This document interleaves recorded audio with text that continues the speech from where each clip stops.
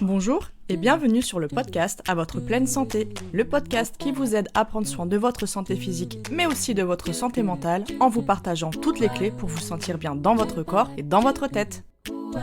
Je m'appelle Marina, je suis naturopathe et conseillère en nutrition. Suite à des soucis de santé non résolus par la médecine classique, je me suis intéressée aux médecines traditionnelles et à l'approche globale des troubles de santé comme l'aspect psychologique et émotionnel. Après avoir eu les réponses à mes questions, j'ai souhaité partager avec vous mes connaissances pour aider les personnes qui se sentent perdues face à leur santé ou leur alimentation. Ma mission à travers ce podcast sera de vous aider à faire la paix avec la nourriture via une approche bienveillante de l'alimentation pour vous sentir bien dans votre assiette, mais je vous aiderai également à comprendre les besoins de votre corps pour mieux le chouchouter. Préparez-vous à vous sentir bien dans votre corps et dans votre tête car la pleine santé se trouve entre vos mains. On se retrouve aujourd'hui avec notre dernier épisode consacré aux produits laitiers. Ce fut une saga assez longue mais qui nécessitait quand même beaucoup d'informations et de précisions et j'espère que ce genre de contenu vous a plu. En tout cas, moi j'ai pris beaucoup de plaisir à vous faire toutes ces recherches, à mettre à jour toutes mes connaissances et à vous partager tout ça le plus facilement possible, le plus accessible possible en tout cas. J'ai vraiment essayé de faire de mon mieux. Comme promis, dans cet épisode, on va faire un gros focus sur les caséines présentes dans le lait et plus précisément sur la différence qu'il y a entre la caséine A1 ou la caséine bêta A1 et la caséine bêta A2. Mais avant ça, je voulais vous faire un petit point de rappel parce que très souvent, quand on parle de soucis de digestion des produits laitiers ou d'intolérance à ces derniers, le premier point qui est mis en avant est souvent le lactose. Donc oui, en effet, il y a certaines personnes qui ont une déficience enzymatique qui va les empêcher de digérer le lactose correctement et c'est ce qu'on appelle l'intolérance au lactose. Donc le lactose, c'est le sucre qui est issu du lait et normalement, il est digéré par l'organisme grâce à la lactase qui est une enzyme qui permet de le dégrader. Le problème, c'est que dans certains cas, il peut y avoir des carences en lactase qui vont être importantes, ce qui va impliquer des désordres digestifs suite à l'ingestion de lactose. Donc ça peut être des ballonnements, des douleurs digestives, des diarrhées, des vomissements, etc. Et cette enzyme, elle est naturellement plus présente chez le nourrisson parce qu'elle lui permet de digérer le lait maternel correctement. Et puis, la production de lactase par l'organisme humain va diminuer au fur et à mesure qu'il prend de l'âge. C'est pourquoi le corps peut donc tolérer une certaine quantité de lactose, qui va d'ailleurs différer d'une personne à une autre, là il n'y a vraiment pas de règle pour ça, mais en cas d'excès, des symptômes comme ceux que je viens de vous évoquer pourront alors être ressentis. C'est important aussi de savoir que les fromages à pâte dure sont beaucoup mieux tolérés parce que leur taux de lactose est nettement plus faible que dans les fromages frais, les crèmes, le lait, etc. Mais il y a aussi un autre phénomène qui joue sur la capacité de digérer le lactose ou de tout simplement digérer les produits laitiers et c'est justement ce qui va nous intéresser aujourd'hui.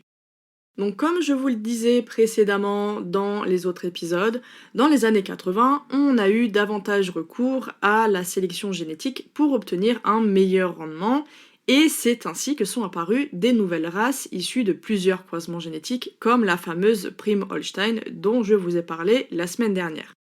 Et ce qui va nous intéresser ici, ce sont les effets de la génétique sur les caséines qui sont présentes dans les produits laitiers. Donc pour rappel, les caséines, ce sont les principales protéines présentes dans le lait, sachant qu'il en existe de 4 types.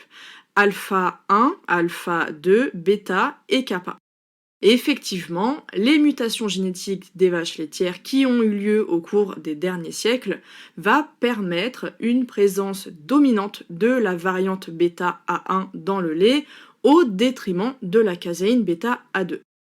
Ainsi, on retrouve la variante A1 en grande quantité dans le lait des races bovines croisées comme celles qui sont prédominantes en Europe du Nord, donc la Frisone, Holstein, Ayrshire et la British Shorthorn. Je sais pas si je prononce bien tous ces noms, mais bon, voilà, de toute façon, c'est celles qui sont les plus courantes. Et aussi celles qui vont prédominer aux États-Unis d'Amérique, en Australie ou encore en Nouvelle-Zélande. tandis que la variante A2 de cette bêta-caséine va être majoritaire dans le lait de vache des îles de la Manche, Guernesey et Jersey, mais aussi la Suisse brune, la Suisse italienne, les races du sud de la France, charolaise et limousin, la vache africaine et la vache asiatique.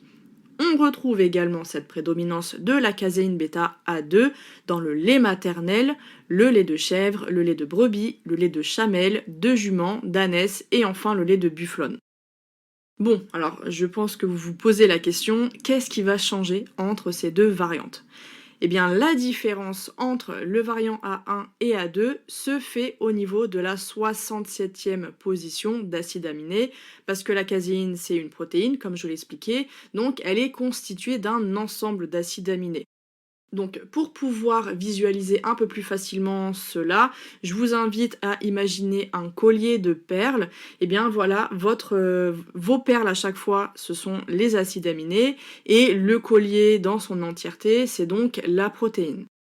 Donc, quand on en revient à cette fameuse caséine bêta A1 et A2, eh bien, on va retrouver l'histidine, donc c'est un acide aminé, dans le variant A1 à la 67e position, tandis qu'on aura la proline, qui est un autre acide aminé, dans la même position, toujours la 67e position, cette fois dans le variant A2. Et c'est là que tout va se jouer. Donc je sais que ça peut paraître un peu technique comme ça, mais imaginez encore une fois votre collier avec plein de perles, et en fait il y a une position précise, donc c'est la 67e perle, qui sera différente dans le variant A1 et dans le variant A2.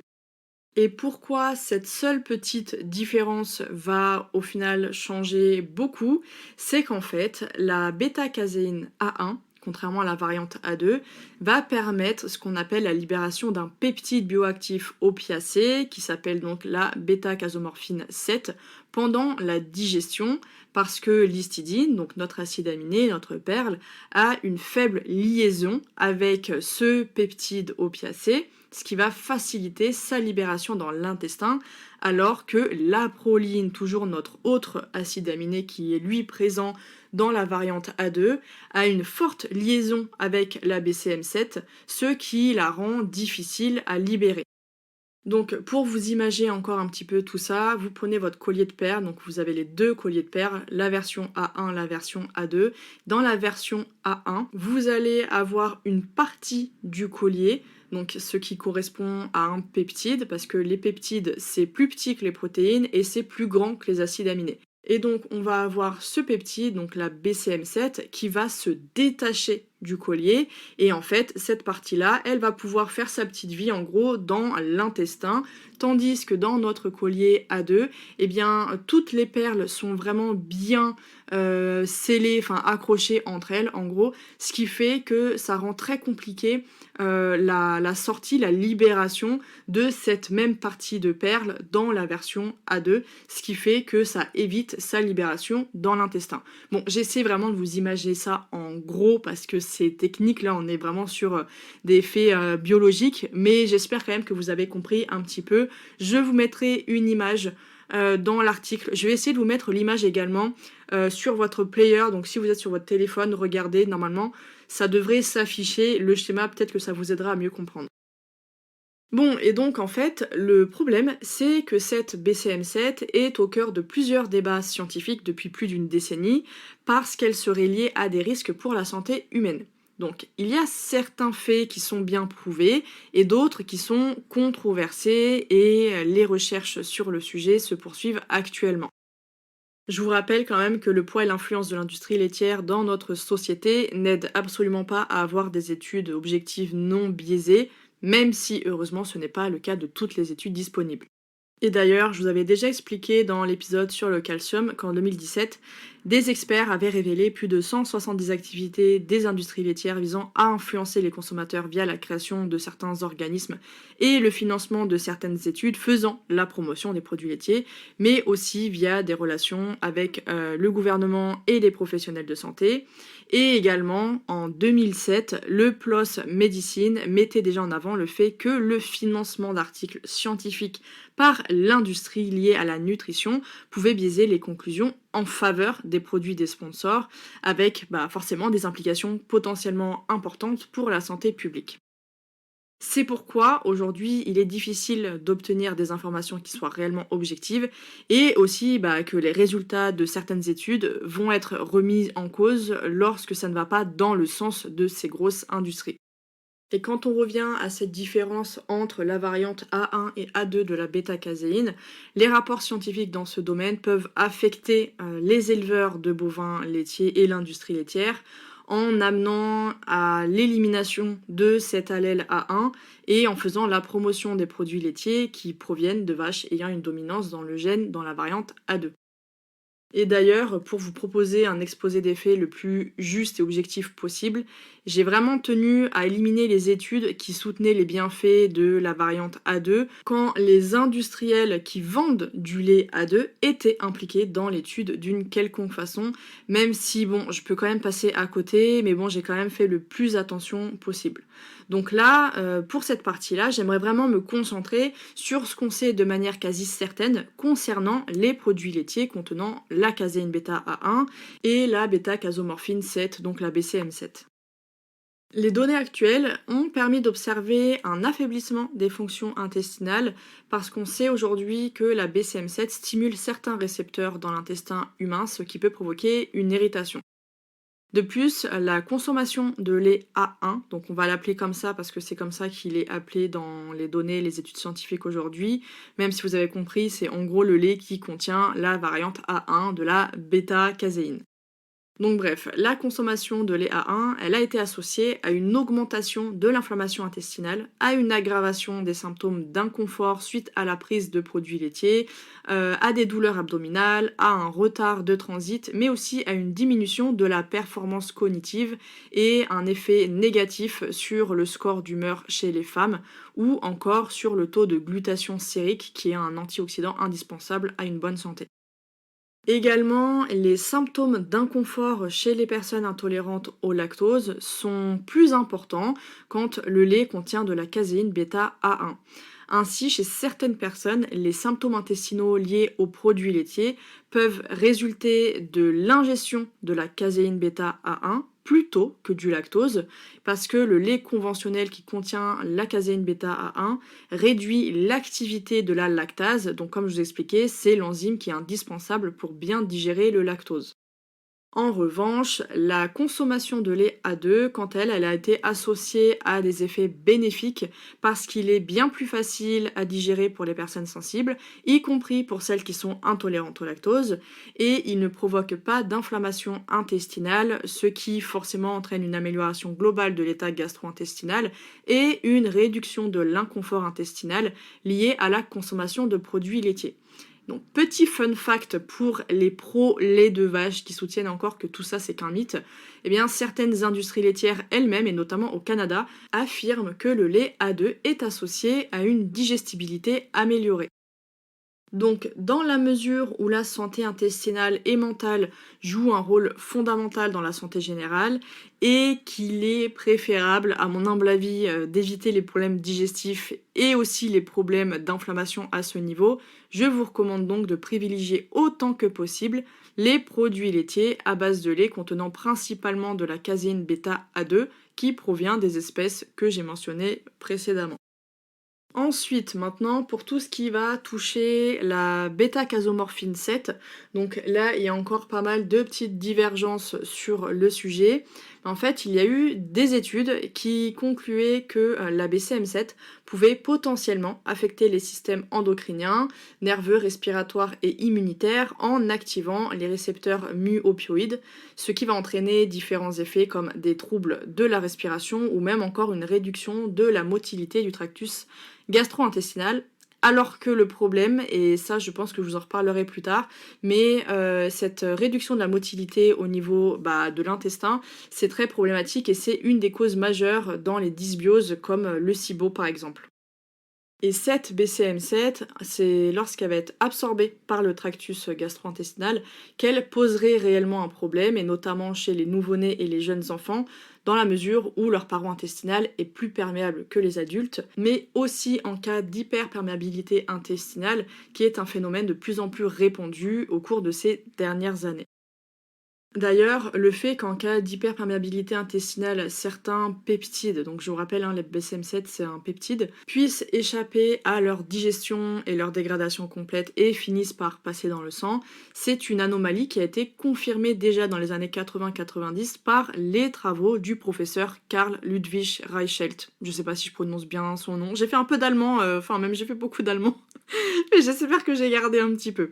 Bref, et on sait d'ailleurs aujourd'hui que les perturbations de la barrière intestinale et un régime moderne à haute teneur en sucre pourraient favoriser l'entrée dans le sang des peptides opioïdes dérivés de la nourriture, donc la BCM7 étant un peptide opioïde qui provient effectivement de la nourriture. Cela expliquerait l'absence de BCM7 dans le sang et les urines à la suite de la consommation de caséine chez les personnes adultes en bonne santé, mais avec une barrière intestinale optimale.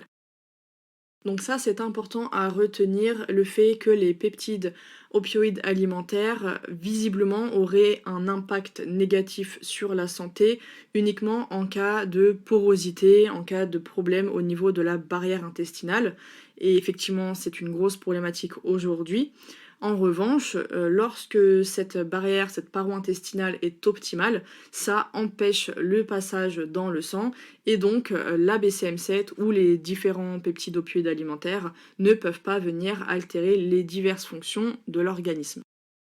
Ensuite, on a certains chercheurs qui avaient également soulevé le fait que la BCM7 pouvait favoriser la production de mucus et agir sur les voies respiratoires lorsqu'elle passait dans la circulation sanguine. Donc toujours avec ce passage qui doit être présent pour pouvoir effectuer ces diverses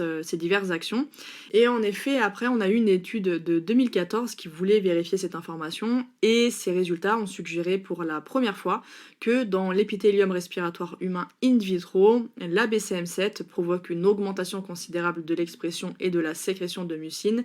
et qu'il était effectivement nécessaire d'approfondir ces résultats avec des études plus puissantes et des modèles in vivo pour une validation plus approfondie de ces résultats.